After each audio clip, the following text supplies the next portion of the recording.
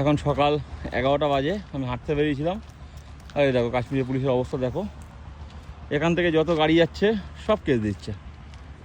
এইদিকে হচ্ছে সোনমার্গ চলে গেছে, আর এইদিকে শ্রীনগরের রাস্তা।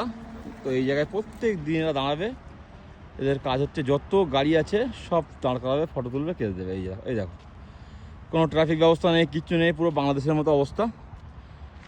আর এদিকে একটা মেলা বসেছে, জীবনের প্রথম মনে হয় এখানে মেলা বসলো। এই ছোট মেলায় আবার টিকিট। দেখো নাগরদোলা কত পুরনো, জাংধরা নাগরদোল্লা, উঠতেই ভয় লাগবে, যে কোনো মুহূর্তে ভেঙে পড়তে পারে। আর এই যে একটা নৌকা বসেছে, ব্যাস, আর কিছু না। এতে আবার এখানে টিকিট সিস্টেম, 20 টাকা করে টিকিট। আর এই 2-4টে দোকান, আর এখানে একটা ওই ট্রেন বসেছে, আর কিছু নেই মেলায়।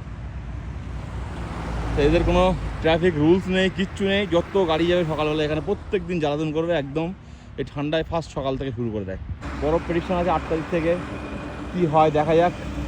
চারদিকে তো কুয়াশায় ভর্তি, রোদ বেরাচ্ছে কাল থেকে একটু একটু করে, তবে বরফ না পড়লে ভাল লাগছে না। প্রতিদিনের এই কাজ ওদের। মানে এক কথায় বলতে গেলে এখানে শুধু নেচারটাই সুন্দর, এই পাহাড়, এখানকার ওয়েদার, ব্যাস। আর বাকি সব ফালতু একদম। যদিও আমি এখানে থাকি, বলাটা উচিত নয়, কিন্তু যেটা সত্যি সেটা সত্যি। শুধুমাত্র নেচার আর এই সৌন্দর্য, প্রাকৃতিক সৌন্দর্যের জন্য মানুষ এখানে আসে। বাকি এখানে কোনো কিছু আর ঠিকঠাক না।